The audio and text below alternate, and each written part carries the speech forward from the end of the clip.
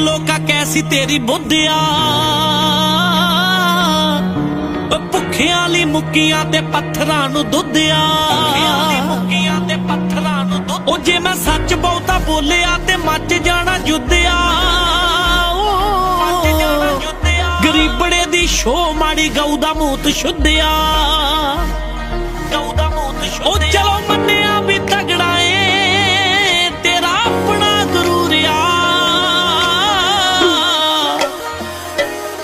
ओ जे मैं माड़े घर जम्मिया ते मेरा अभी जो आपने ये गाने की लाइनें सुनी, ये पंजाब में एक रंजीत बावा नाम का सिंगर है, उसने ये गाना गाया है।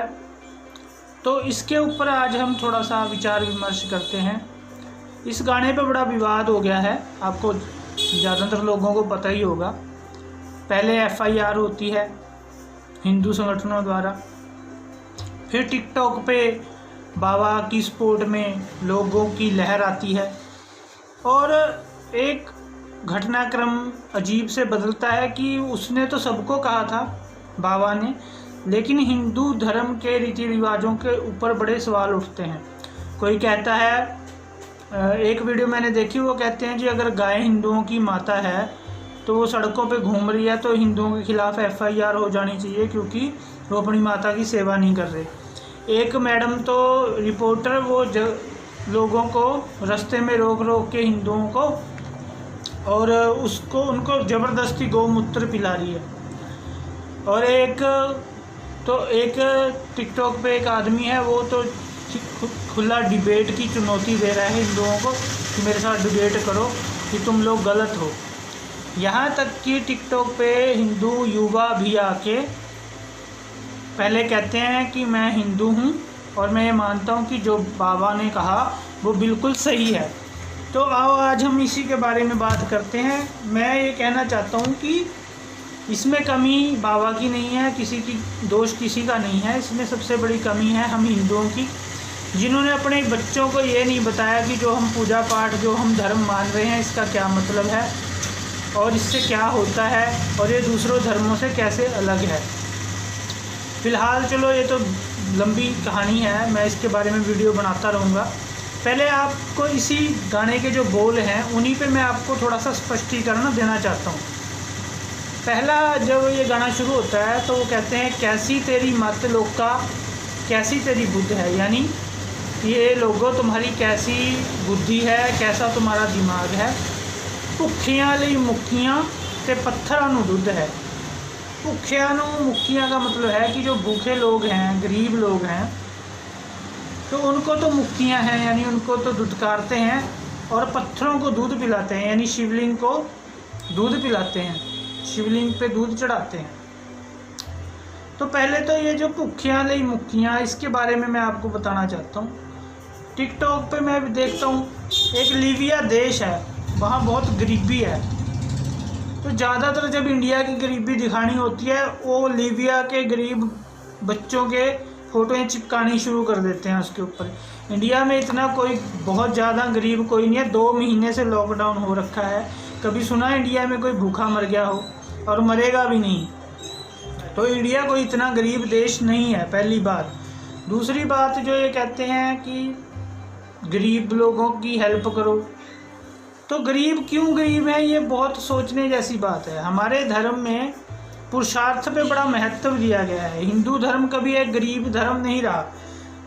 आज ये लगता है आपको कि अगर हम शिवलिंग पे दूध चढ़ाए हैं तो बहुत गलत है, वो किसी गरीब को दे सकते हैं, ठीक है, दो गरीब को, लेकिन शिवलिंग पे भी चढ़ाओ। शिवलिंग पे दूध चढ़ाने का अपना अलग ही महत्व है, वो मैंने पूरी वीडियो बना दी है, आप मेरे YouTube पे चेक कर सकते हो कि शिवलिंग पे दूध क्यों चढ़ाया जाता है। ये बहुत बड़ा वैज्ञानिक कारण है। जो दूध हम किसी गरीब को देंगे वो तो उसकी एक बार भूख मिटा देगा, लेकिन शिवलिंग पे चढ़ाया हुआ दूध ऐसी अदृश्य बहुत सारी गलत चीज़ों को, अदृश्य बहुत सारी बीमारियों को, बहुत सारी परेशानियों को ख़त्म करता है। तो जो इन्होंने कहा कि पत्थरां नूं दुध है, भुखियां नूं मुक्कियां हैं, हमारा धर्म गरीब हुआ मुग़लों और अंग्रेज़ों के आने के बाद। हिंदू धर्म कोई गरीब धर्म नहीं है, सबसे पहली बात ये समझना, हिंदुओं में आपको बहुत, सिर्फ दूध नहीं, बहुत से ऐसी चीज़ें मिलेंगी। हमारे यहाँ पूजा पाठ में सोना चांदी भी चढ़ते हैं, हीरे जवाहरात भी चढ़ते हैं मंदिरों में। हमारे देश में मुगल काल से आने से पहले मंदिरों में हीरे जड़े होते थे। तो हमारा धर्म कोई गरीब धर्म नहीं है। दूध हमारे लिए क्या चीज़ थी? कुछ भी नहीं। हमारे लिए दूध कोई भी चीज़ नहीं थी। हम तो सोना चांदी खाने वाला देश है। सोने और चांदी की भस्में खाते हैं हम, हीरे की भस्म खाते थे यहाँ आयुर्वेदिक दवाइयों में। दूसरी बात जो ये कह रहे हैं कि शिवलिंग पे दूध चढ़ाना, पत्थर को दूध चढ़ाना, पहली बात तो वो पत्थर नहीं, देश का और बड़ा शिवलिंग स्थापित कर दिया गया। ऐसे शिवलिंग स्थापित किए गए। तो शिवलिंग कोई पत्थर का टुकड़ा ही नहीं है, शिवलिंग में बहुत ज़्यादा शक्ति होती है। तो ये हमारे, इनको नहीं समझ में आएगी, ये जानबूझ के कर रहे हैं, मुझे पता है। ये तो सिर्फ एक हमारे जो लोग हैं इनका दिमाग खींचने की कोशिश की जा रही है। सिर्फ हिंदुओं का नहीं, ध्यान रखना, सिखों का, ईसाइयों, सबका दिमाग खींचने की कोशिश की जा रही है। कौन कर रहा है ये, इसके पीछे कौन है, मैं आपको बाद में बताता हूँ। पहले पूरी आगे की कहानी सुनो। तो उसके बाद ये बोलते हैं कि ओ जे मैं सच बोलिया तो मच जाना युद्ध है। वो तो मचना ही है, आपने काम ही जानबूझ के ऐसा किया है जो युद्ध मचाने वाला काम है। ठीक है। उसके बाद ये कहते हैं कि गरीबड़े दी शो मारी गऊ दा मूत शुद्ध है। गरीबड़े दी शो मारी, ये संकेत कर रहे हैं जो वर्ण व्यवस्था हमारे हिंदुओं में है। मैं इस पे भी बड़ी वीडियो बना चुका हूँ, आप देख लेना यूट्यूब पे और टिकटॉक पे भी। असल में ये जो शूद्र बने बैठे हैं, जो ये अपने आप को शूद्र कह रहे हैं, पहली बात तो शूद्र शब्द हमारे जो 4 वर्ण हैं, पहली बात तो वो जन्म के आधार पे नहीं है, वो कर्म के आधार पे है। गीता में साफ साफ कृष्ण जी ने लिखा है, कर्म के आधार पर मैं ही 4 वर्णों का निर्माण करता हूँ। कृष्ण कह रहे हैं, भगवान जिसे हम भगवान मानते हैं, वो कह रहे हैं कि कर्म के आधार पे मैं ही 4 वर्णों का निर्माण करता हूँ। ये कर्म के आधार पे 4, एक जैसे हम मैनेजमेंट बना देते हैं ना किसी ऑफिस में, कि एक HDO है और एक HOD है और एक फाइनेंस ब्रांच अलग से, एक अलग अलग कामों के लिए बना देते हैं। ऐसे हमारे हिंदू धर्म ने 4 वर्ण व्यवस्था बनाई। और किस आधार पे बनाई? आत्मा के आधार पे, यानी स्वभाव के आधार पे।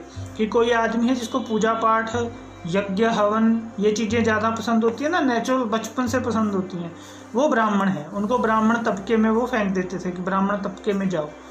और जो आत्मा के आधार पे चलता था उसको ब्राह्मण, जो मन शौर्य के आधार पे चलता था, तेज बल के आधार पे, आत्मविश्वास के आधार पे, वो क्षत्रिय, जो मन के आधार पे चलता था वो वैश्य, और जो शरीर के तल पे रहता था वो शूद्र। शूद्र शब्द इनके लिए यूज़ ही नहीं किया गया हमारे धर्म में। फिर इन्होंने ज़बरदस्ती अपने आप को शूद्र कैसे बना लिया? 5000 साल पहले बौद्ध हुए, ये बौद्ध हैं, खुद कहते हैं, ये मानते हैं कि ये बौद्ध हैं। तो अगर ये बौद्ध हैं तो ये शूद्र कैसे हो गए? पहली बात। दूसरी बात, शूद्र शब्द लिखा गया 1 लाख साल पहले वेदों में, और बौद्ध हुए 5000 साल पहले, तो ये कहाँ से शूद्र हो गए? और उसके पहले आप देखो कि उसमें क्या हुआ कि चलो ये बौद्ध हो गए, उसके बाद क्या हुआ? जब मुगल काल हुआ, मुगलों ने अपनी राजनीति चलाने के लिए इनमें आपस में फूट डाल दी। तो इनका जो शोषण किया मुगलों ने राजनीति के लिए, हिंदू समाज पे राज करने के लिए, तो कहते हैं ये कि ब्राह्मणों ने किया। ब्राह्मणों का राज कब आया? 70 साल से कांग्रेस का राज था, 200 साल से अंग्रेज़ों का राज था, उससे पहले 800 साल मुगलों का राज था, उससे पहले 1000 साल बौद्धों का राज था, उससे पहले 1000 साल मौर्यों का राज था। ब्राह्मणों का राज कब आया? कब शोषण कर लिया? पुरानी कहानियाँ उठा के देख लो आप। रामायण में निषाद राज के साथ राम जी खाना खाते हैं, शबरी के जूठे बेर खाते हैं, उसमें श्री कृष्णा में वो कुबड़ा के घर में हो जाते हैं, विदुर के घर में खाना खाते हैं। कब, कहाँ दिखता है शोषण आपको? कहीं भी नहीं है कहानियों में पुरानी शोषण। तो ये सिर्फ क्या है, वो एक चीज़ थी कि उनकी एक व्यवस्था थी। जो ब्राह्मण लोग थे, जो उपनिषदों का जो समय था और ग्रंथों का जो समय था, उनकी एक व्यवस्था थी। वो क्या करते थे कि अगर कोई किसी को महामारी हो जाए, जैसे आजकल कोरोना चल रहा है, तो वो उसको दल से निकाल देते थे, दल इति, उसी शब्द से आज दलित शब्द बना है, दल इति यानी दल से निकाल देना। तो वो कोई बीमार होता था तो उसको गांव से थोड़ा बाहर और उससे दूर रहते थे ताकि औरों में बीमारी ना फैले।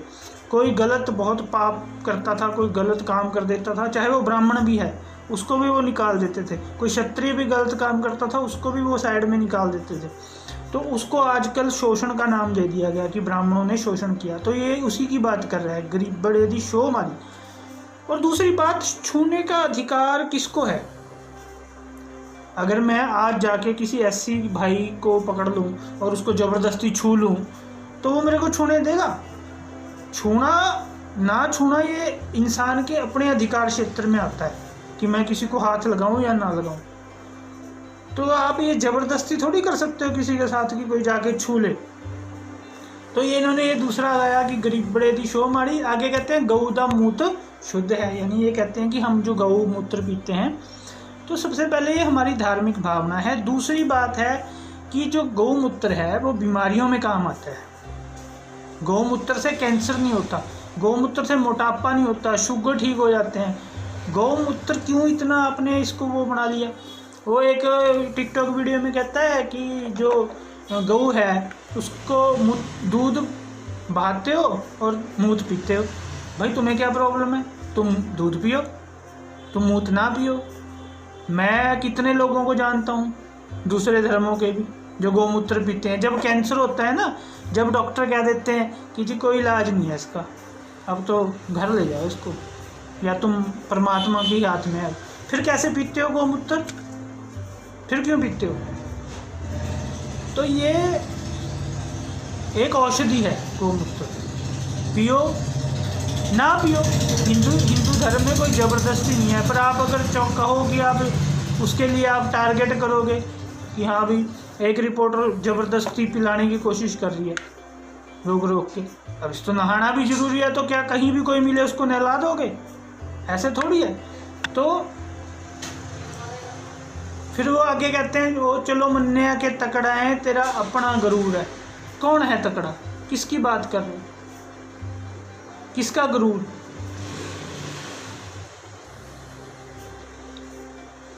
कौन तकड़ा है? मैं ये सवाल पूछना चाहता हूँ। कौन? वो जो घरों में बैठे हैं, हर एक किसी के लिए स्कीमें आ रही हैं। ब्राह्मणों के पूजा पाठ करने वालों के लिए क्या स्कीमें हैं? कौन सोच रहा है? कौन सा आरक्षण दिया गया हमें? क्या रोब है? हमें कोई आरक्षण नहीं है, हमें कोई नौकरी में कोई सुविधा नहीं है, हमें कोई ये नहीं कि हाँ भी कोई आके हमें कुछ खाने को दे रहा है। हम अपने दम पे, अपनी विद्या के दम पे ब्राह्मण लोग जी रहे हैं। अगर हमारी विद्या में कोई सच्चाई है तो हम जी रहे हैं। और अगर तुम अच्छी ज़िंदगी जीना चाहते हो तो ब्राह्मणवाद ही एकमात्र रास्ता है। जो व्यवस्था ब्राह्मणों ने दी थी उसको टारगेट करके राजनीतिक रंग दे दिया गया, दलितों को हमसे दूर कर दिया गया, उनको शूद्र बना दिया, बौद्धों को।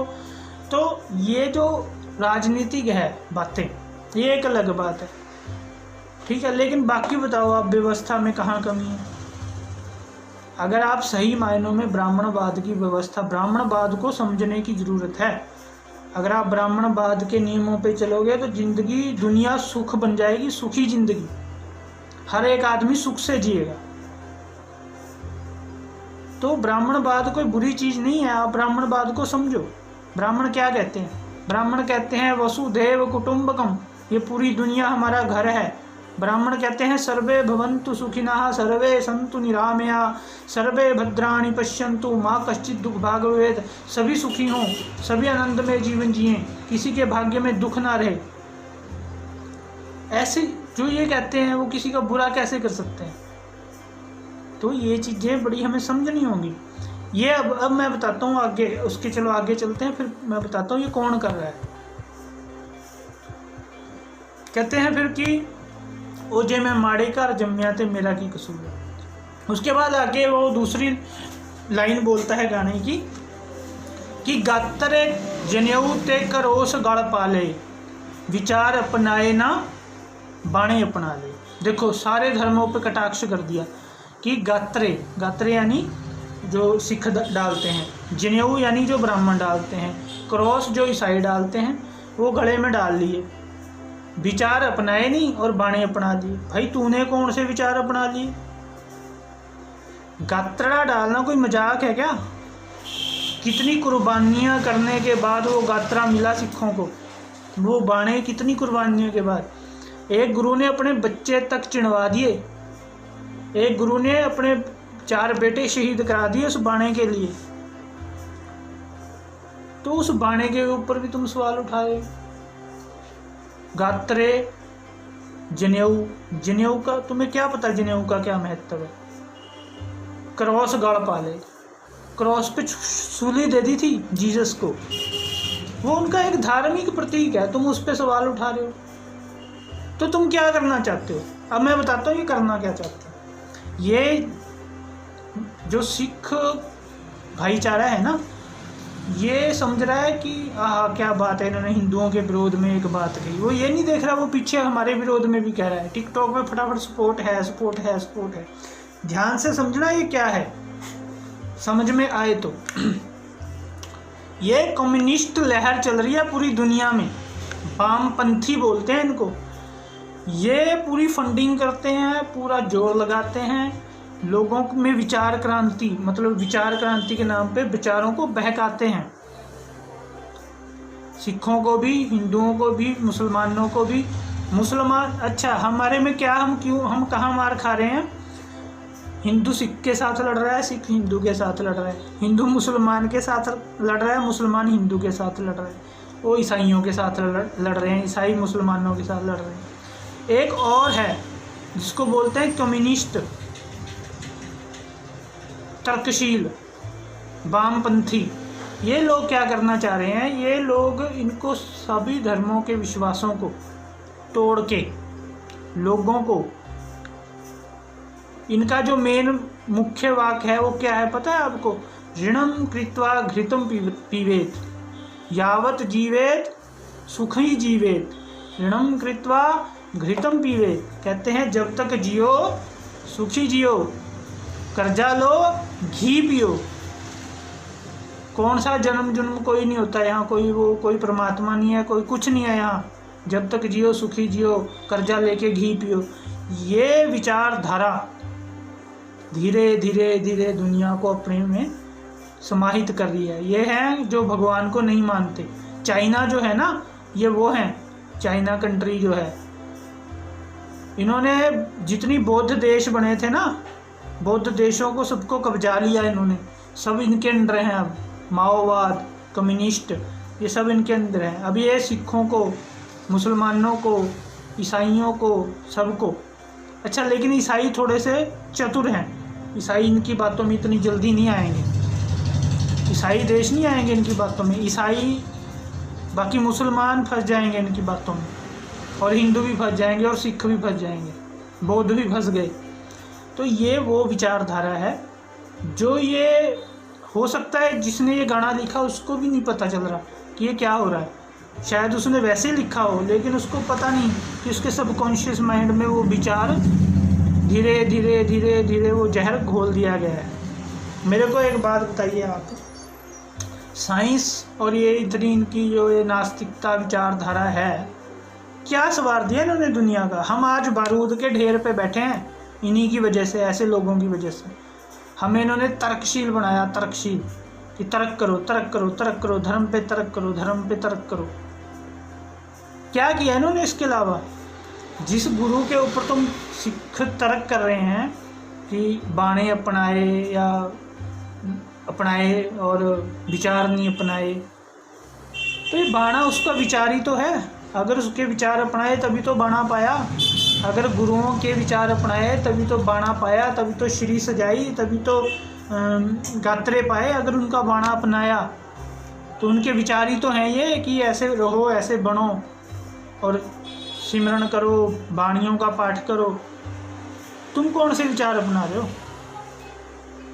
तो ये बड़ी ध्यान से सोचने वाली बातें हैं। ये वीडियो मेरी विशेषकर अपने हिंदू भाइयों के लिए ज़्यादा है। आप समझो हिंदू धर्म बड़ा वैज्ञानिक धर्म है, मुसलमान ईसाई सारे धर्म बड़े अच्छे हैं। आप ये देखो, आज से पहले तो हम लड़ नहीं रहे थे, कौन लड़ा रहा है हमें?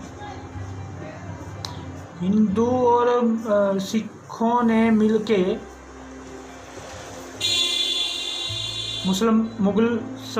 मुगल सल्तनत के खिलाफ लड़ाई लड़ी। आज हम एक दूसरे के दुश्मन हैं। कौन कर रहा है ये? कांग्रेस, वामपंथी, ये जुड़े हुए हैं आपस में। ये जो कांग्रेस की विचारधारा है, ये वामपंथी विचारधारा है, ये आपस में जुड़े हुए हैं। ये लोग ये काम कर रहे हैं। तो आप ध्यान रखो इन बातों का। जय माता दी।